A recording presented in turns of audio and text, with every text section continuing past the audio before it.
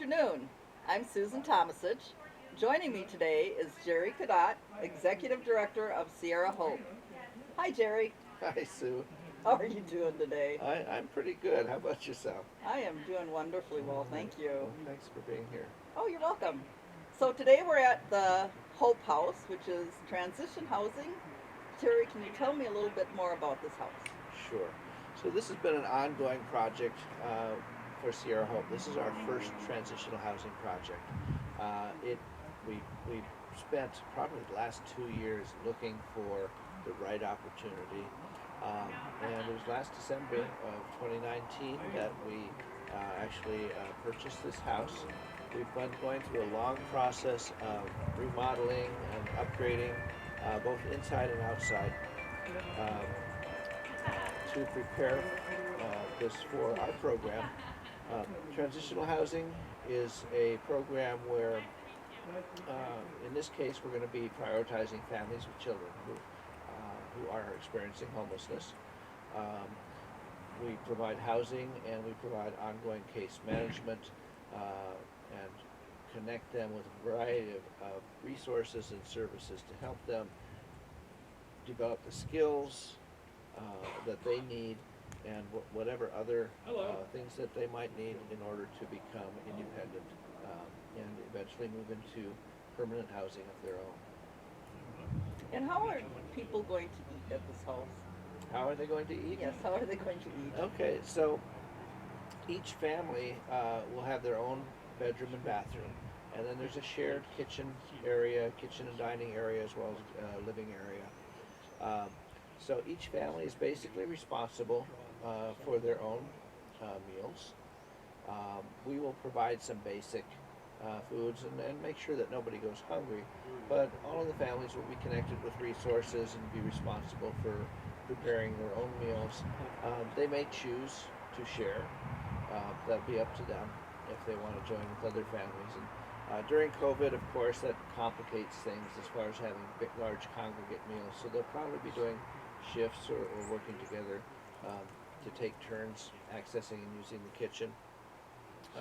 But that's part of developing the life skills too that you need to become independent is learning how to prepare meals and how to shop for food and all of the things that are part of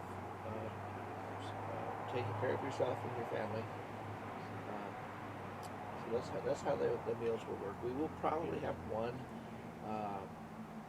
congregate meal that we will arrange once a week, which will be kind of coincide with kind of a house meeting between our case manager, and then we also have a resident house supervisor who will be actually lives here and will be kind of overseeing things as well. Okay, so if I have a case manager, what kind of things do they do for me or with me? How do I interact with my case manager? So the first thing they do is they work with each client to develop an individualized housing stability plan. And what that means is that they first identify what their obstacles are to obtaining permanent housing and being self-sustaining, and also look at what their strengths are and try to build on those strengths. And then they as part of the plan, they develop a set of goals for the client to work towards. And during the time that they're living here, they review that plan. They'll be meeting weekly with their case manager and reviewing that plan monthly to see if they're making progress, if there are new obstacles that come up, if there's something else they need, if they need to change the plan up a little bit. But it'd be an ongoing process of planning, setting goals, working towards those goals, and then modifying the plan as needed so that the family can, again, achieve self-sustainability. Okay.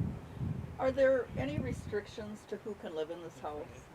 Well, again, we're prioritizing homeless families with children. Um, and of course, because we'll be housing children here, safety is a primary concern. So certainly there will be some things that would, there are some restrictions. For instance, anybody who has a conviction for sexual crime, sexual offense, or violence, a history of violent offenses, um, things like that would be a disqualifying factor. Um, those are the primary restrictions. They do have to be homeless, according to the HUD's definition, which means that they have to be either coming from an emergency shelter or from living in a place not meant for human habitation, such as in a car or on the streets or whatever. Um, that is a requirement as well. Okay. So if I am an 18-year-old single female, would I be able to apply to live here? Possibly, again, we will be prioritizing families with children. So if you were an 18-year-old single female with a child or who was pregnant, then that would be somebody who fit our priority population. If for some reason we had a vacancy and didn't have somebody else who's eligible, we might consider that, but I think that probably an outside chance. I think, unfortunately, we're seeing enough homeless families with children in Calaveras County that we're not going to be faced with having to make that decision. Okay. How do the neighbors feel about having this house here?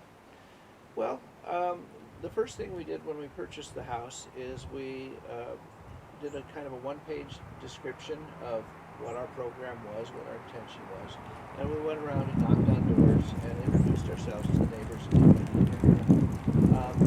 And many of them were supportive, many of them were expressed some concerns, and we certainly understand the concerns of neighbors having a project such as this next door to them. And so, our goal is to demonstrate that we can run a good project, that we can be good neighbors, and be productive and part of the community. And getting our residents involved in the community is one of the goals that we have as a program as well. So hopefully we can alleviate anybody's fears over time and demonstrate that this is a good project for the community and that we're good neighbors. Great. If I'm a family that does get accepted, how long can I stay here? So for transitional housing, the initial agreement is for 6 months. And that, of course, is providing that they're able to follow the rules, because this will be a structured environment and there will be rules. But the initial agreement is for 6 months. Some families may not need 6 months in order to achieve their goals and be able to move on. Some may choose to leave on their own, and that's okay. Some may require more time, and so that's part of the case management process. Is that as they near the end of that first 6 month period, we'll assess how they're doing, and if they need more time, we can extend that up to 2 years. However, the requirement is that they be actively working their plan and making progress towards and trying. So it's not a kind of a program where somebody can just move in and coast for 2 years. That is not acceptable.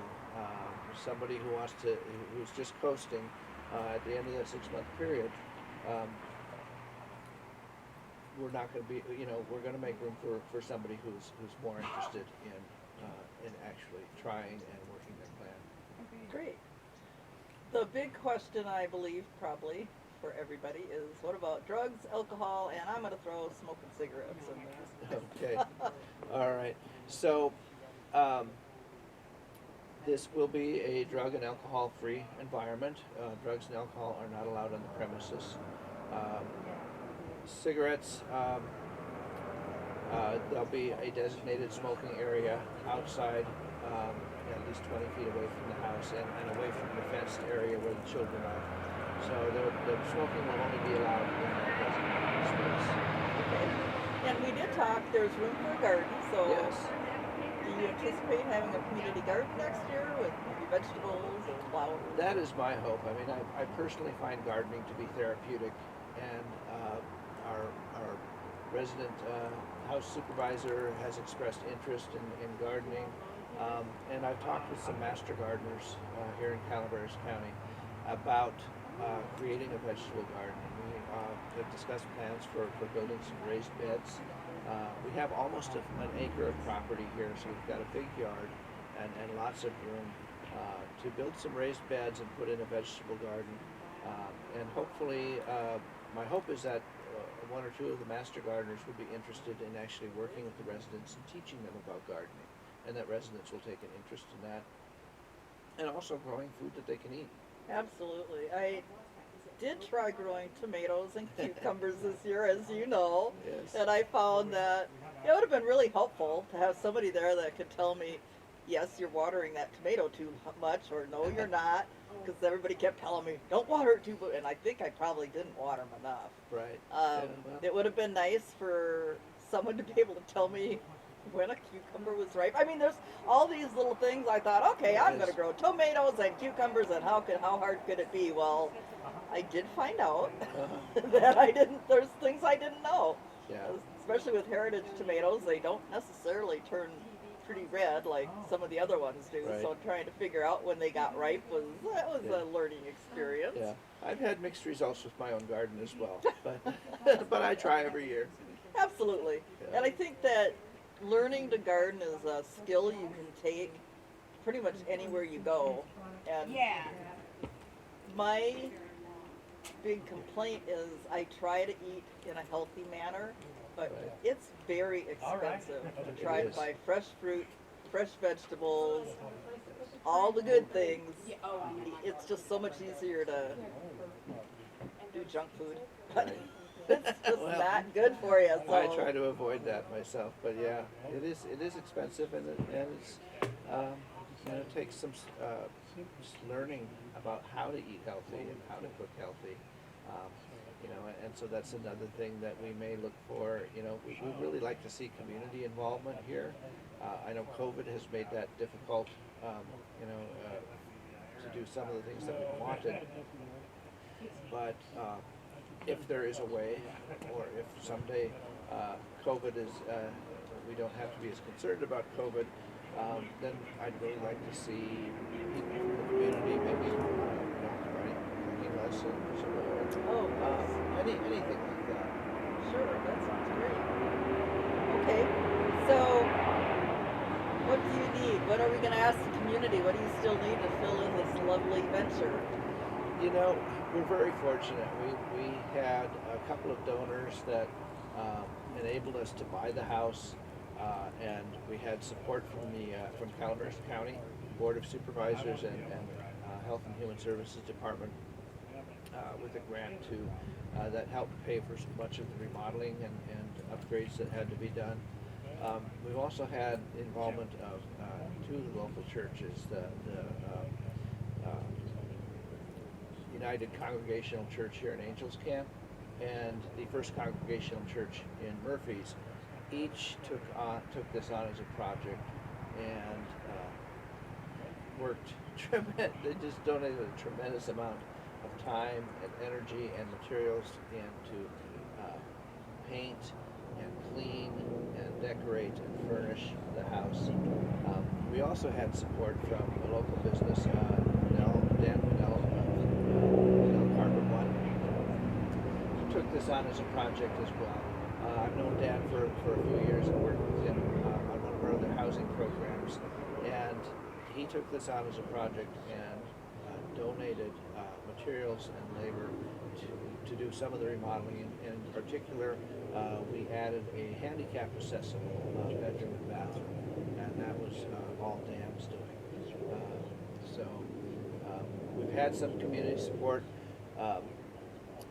I don't know what more other than what I've talked about. Putting in the garden. We've talked about the need for maybe some playground equipment, swing set or something in the yard here. Mostly, we'd like for the community to see us as something that is, a part of the community, a benefit to the community, and maybe come to us with ideas of how they could support us or how we could support them. I'd like to see our residents be involved in the community as well. And that's part of their growth, to be whether they're doing volunteer work. Maybe there's job opportunities for some of our residents, because that is going to be a big obstacle for many of them, is employment. Sure. And so while we'll be working with other agencies and organizations to help them develop skills, also people, businesses willing to take them on and provide some job opportunities for them. So it'd be quite wonderful. My personal feeling is the more people are involved in their own community, the more successful they're going to be. Yes. For me, it's like living in a small town, which I came from a small town, and my behavior certainly was affected, I want to say modified somewhat, by knowing that if I did something wrong, my parents would know about it before I got home. So, and I think it's the same thing in a small community, is your reputation means something because you're part of the community, as opposed to just being a transient member that, if I screw up here, I can just move on down the road. So I think that having that permanence and that community involvement is going to be very positive for your residents. It is. It's going to be a benefit for them, and hopefully it'll be a benefit for the community. Absolutely. Absolutely. So how do I get a hold of you and find out more about this opportunity for transitional housing? Okay, well, they contact Sierra Hope. Our telephone number is 209-736-6792. And they can just contact us there and talk to me or talk to one of our housing case managers. And we'd be happy to provide them with information, answer any questions they have. Great. And the website? Website is www.sierrahope.org. Perfect. Well, thank you very much, Jerry. It's been a pleasure talking to you. And You too, Susan. I really Thank enjoyed the tour and getting to meet and talk to all your volunteers. The churches are great. Those ladies are absolutely amazing. They I'm going to throw my plug in there. I just love having 2 female ministers. are. And we'll check in with you again in the future and find out how this turned out. Okay, thank you, Susan. You're welcome. So this is Dan Pinnell from Pinnell Carpet One Floor and Home. Dan was contributed so much to this house. He donated the materials and labor to construct a handicap accessible bathroom and bedroom, and also donated much of the labor for the rest of the house, some carpeting in some of the rooms that needed it. He's just gone gangbusters to help us out, and really want to thank him and present him with this Hero Award. Well, thank you. For his contribution. Thank you very much. So I do accept this on behalf of all my employees who made it possible. Without them, we wouldn't have the funds to do such a thing. It was on my personal heart because I had a daughter who got divorced, and I saw how hard it is to be a single mom. And when I heard what Jerry and his company were doing here, we wanted to get involved. My daughter had all the resources available, having me and her mother, and I just can't imagine what a struggle that is without those kinds of resources. So we're just excited to have done this and to be part of this. And again, I do it on behalf of everybody who works for the company, because they're the ones that do the hard work and make us make money so we can help the community. And to go on, I love living in Angels Camp. I've been here 44 years, and this is what it's all about. Yes. It's about churches and businesses and organizations getting together and finding a problem and solving it. And that's why I love living here, and that's why I'm going to continue to live here. And I thank you for everybody who's been involved in this project. I'm here with Vicki Onito, Pastor Liz Armstrong, and Sandy Foxhill, all from the Angels Camp Union Congregational Church. The people from the church were so much help in furnishing and decorating several of the rooms in the house here, and we really want to thank them for all of their effort. They donated a lot of time and a lot of materials to making this a very welcoming place for our residents. And so I want to present you with this plaque, this Hero Award, on behalf of Sierra Hope, as a token of our appreciation.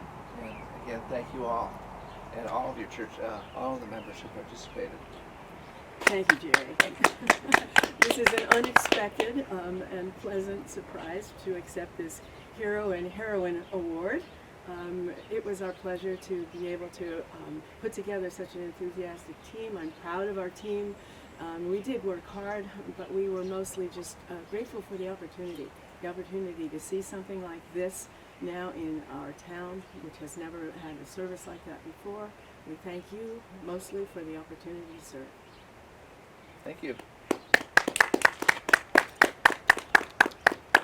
So the living room looks beautiful the way you've arranged it. We were able to get this furniture from the Independence Hall Quilters sale and donation. Maybe you can hear me better if I talk over here. But the arrangement of the furniture, and we also had pillows donated. So basically that's all that we did in here. We didn't paint. The lamps also came from Independence Hall Quilters.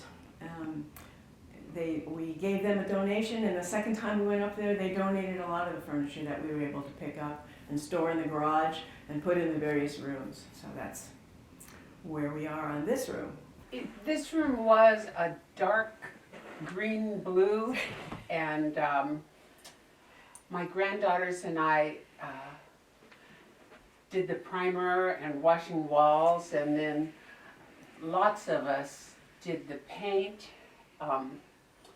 It involved painting the walls, the trim. This area was originally a large patio-sized door, but for safety's sake, they put in the window. The Roman shades were made by Janice Osa-Nielsen. The furnishings, the Sierra Hope bought all the bedding, the beds, and then sheets and the other furniture, towels, all those things were provided by members of our church. We took the quilts. And in the bathroom, there was a lot of work in there too. This is a lovely room for a family. 2 large closets. A lot of work on the trim in here.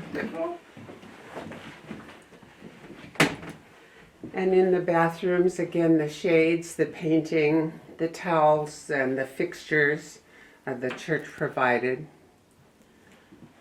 Wonderful. So, this is a beautiful room for a family to share. Well, I undertook, along with a friend of mine, the playroom. A friend of mine, Buck Reed, helped me paint, and he built in these wonderful shelves for all the toys. Another friend of mine purchased the table and chairs as a donation, and then many people donated toys from both Murphy's Congregational Church as well as from my house, and just a combination of other people who were very happy to donate to the playroom. So, and then Elaine Lewis, who has done so many things for the house, she made the cute curtains for us. So this room really didn't need to be repainted, but we had the bedding was donated, including the quilts, and the furniture, again, was also furniture that we got up in Arnold at the Independent Hall Quilters.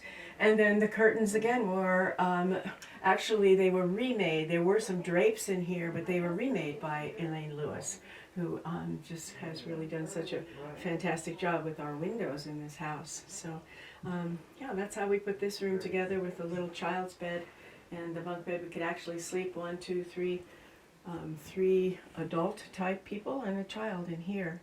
So just off that bedroom is a bathroom that, as you remember, it's been a very hot and smoky summer. So one very hot day I came here and we really had decided that we needed to paint this bathroom. And so during COVID, we didn't want to cram too many people in here, so I kind of took it on by myself and spent several hours doing the best I could. I'm not the expert painter that Vicki Onito is, but we put a really pretty color in this, and I was just finishing up that wall when I came to the door, And as you know, we have had several volunteers helping, not always talking too much to each other. So as I was finishing up that door, a man peeked around the corner and he said to me, "Oh, you didn't like the color I put here?" And I said, "Oh my goodness, did you just paint that?" He said, "Yes, just yesterday I painted this room." So anyway, we have it upgraded to a prettier color. It has 2 coats now of washable paint on it, and so now we have the bathroom furnished again, the towels and all of and the curtain and all that donated by members of our team. So, you know, that's sort of what happens when we're not completely coordinated, but it wasn't a huge disaster. It's just actually a joke. I'm here now with Bonnie Hollinger, Reverend Bonnie Hollinger from the First Congregational Church of Murphy's, and I want to present her with our Hero Award for her church, his contribution to our transitional house here. They adopted a couple of the rooms, helped decorate and furnish some of the rooms. They also organized an online kitchen shower to completely outfit our kitchen with all of the things that anybody would need. We have brand new pots and pans and appliances, everything you could think of. They provided for the kitchen. And what else, Bonnie? What else did They cleaned. They came in and They cleaned. Yeah, they had a good time. They loved doing this. It was really an honor. So thank you for this award. We are excited that Sierra Hope finally has a transitional house, and we need many more. So we're thrilled to be part of it. And with our sister church, Angels UCC and Angels Camp, Yes. Liz Armstrong, I know they were here every day, it seemed like. And so we are thrilled that the United Church of Christ is supporting this fantastic ministry of providing transitional housing and the support. Because I say, you know, every week there's at least one person, especially during COVID, that comes and says, "I need a place to live, I need groceries." And I'm able to supply those little kinds of things, but we can't supply the support and the counseling and the day-to-day things they need. So we're thrilled to be part of it. Thank you for this. Thank you. Yeah, good to be with you, Liz. Nice to be with you, Bonnie. Yeah, great effort. Let's do something more. Okay. All right. So Barbara Olivier and I are standing in the kitchen, which our church helped supply all the things that are in it, and we had such a fun time. What we did was we had a kitchen shower, and people could go online and order things. So we got a set of knives, we've got things in the cupboards, their dishes, and then the ladies and men came and cleaned the kitchen. They put curtains up in the dining room. We're very excited to be a part of this, and we had such fun with the shower. Everybody kept saying, "What else do we need?" So it was a great time. We're glad to be part of it. Hi, I'm Joyce. I'm from First Congregational Church in Murphy's, California, and Marilyn Basel, a friend of mine from that church congregation, called and said, "Hey Joyce, we have this little project going on, and we call it the Hope House. It's a transition house, and would you like to join us?" So Marilyn and I took on the kitchen, and we had other members helping us put all these shelves, had nothing on them, so we lined every shelf. And then Marilyn, who's quite talented, she made the valance, the aqua blue valance here, and ordered the curtains. We hung the curtains. We took a couple of the upper rods off here, so I patched those and mixed some paint up to kind of match the wall color here. I know it sounds silly, white is white, hardly. So then I went to the dollar store, the 99-cent store in Sonora, and I found this little rug in front of the kitchen sink that matches our valances perfectly for $2. And it was just a joy to be part of this experience and get me out of the house a little bit in a safe environment during this COVID, and that's it. My name's Susan Medeiros, and I'm a member of the First Congregational Church in Murphy's, and I'm the team leader for outreach and social justice. And I just wanted to say how much we all appreciate being part of this enterprise, and it's wonderful to see how we can work together with Sierra Hope and with the Angels Church as well, and I'm sure there are other organizations, and for such a great purpose. And I just felt a special something, I think, the times that I came to work here. And it was really great. And especially in time where we have to be separated so much, it just felt like a very heartwarming thing to be able to work together and to work together for a good cause. So I appreciate the opportunity to work for the Transition House, or the Hope House as we're calling it now. So this is one of the bedrooms that members of our church put together. They painted the dresser, they supplied the bedding and the curtains, and decorated the bathroom.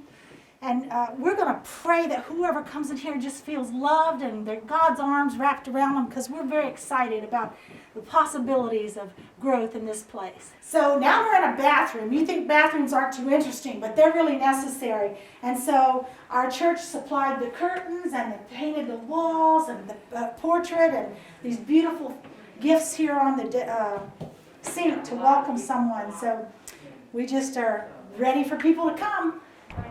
Good afternoon, I'm Jamie Lee, Chair of the Board for Sierra Hope, and with me is Carol Phelps, Vice Chair of the Board. Good afternoon. And we just wanted to provide a little information about the Sierra Hope Transition House that we're at this afternoon. Sierra Hope's actually been working on issues around housing for quite a while, doing our supportive housing program, providing housing for people with mental and physical challenges that prohibit them from maintaining housing, and emergency housing assistance program to provide people who have to make choices about how their money is going to be spent and may not have enough to pay the rent or utilities or food. So that was kind of how we got started, and we resisted for quite a while, looked at this issue for several years, and it just kept nagging at us that our community, our county, needed a homeless shelter. So we just happened to fall into this house. Carol, you want to talk about our search a little bit?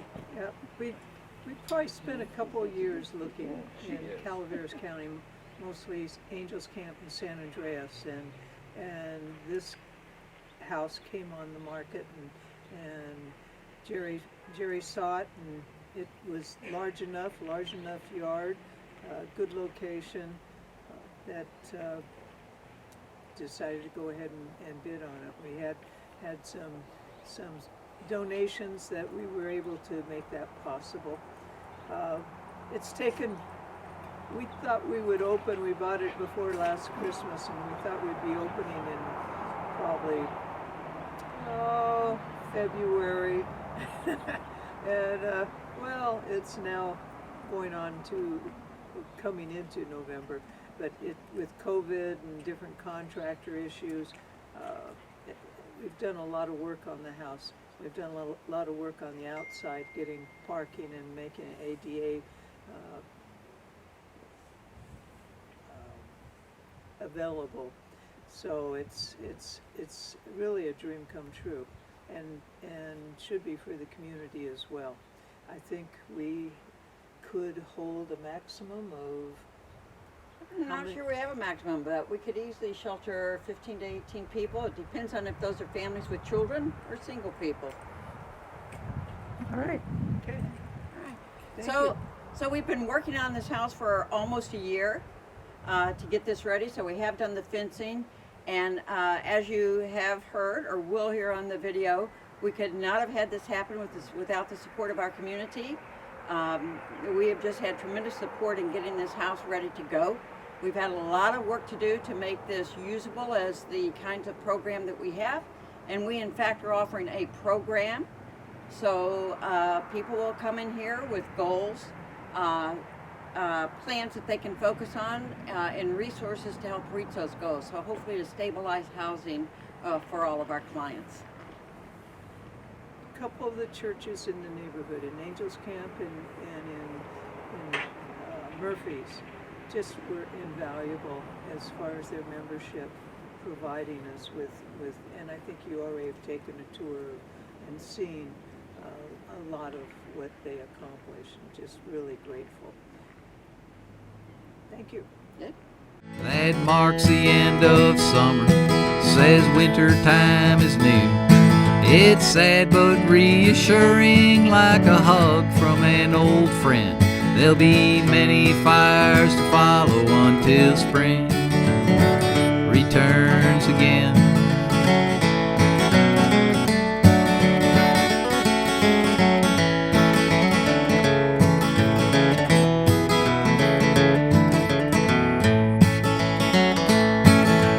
We carved out this simple life, seems to suit me and the wife. Our roots run deep, don't think we'd ever go. There's far too many memories here, stacked up like firewood through the years, enough to keep us warm when cold winds blow.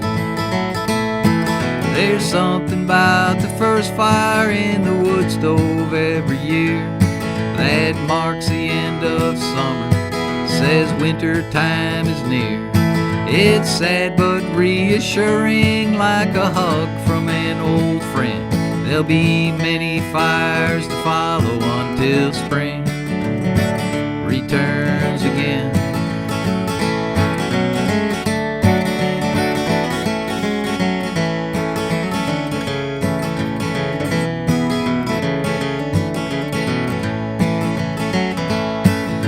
Cedar kindling pops and flickers, ignites the oak, the smoke gets thicker, like magic up the chimney it all goes. This morning is just as it should be, steam swirls rise from hot black coffee. I'm a lucky man, this I know. There's something about the first fire in the wood stove every year that marks the end of summer, says winter time is near. It's sad but reassuring, like a hug from an old friend. There'll be many fires to follow until spring returns again.